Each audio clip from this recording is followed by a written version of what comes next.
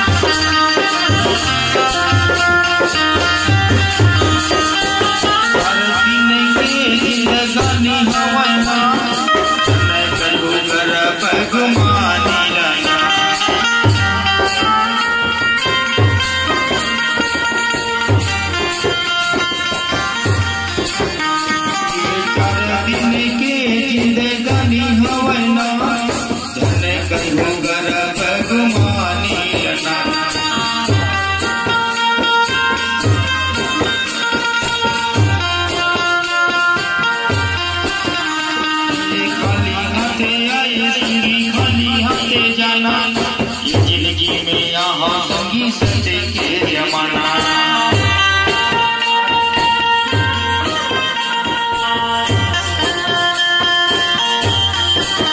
जिंदगी में यहाँ संगी सत्य के जमाना, जिंदगी में यहाँ संगी सत्य के जमाना।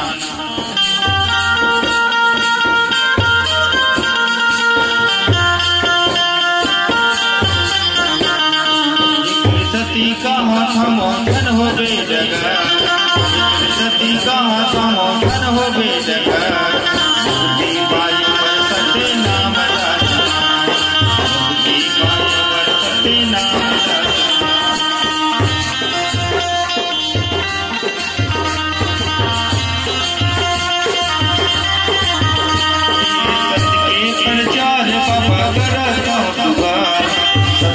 प्रचार बाबा करत सुगा।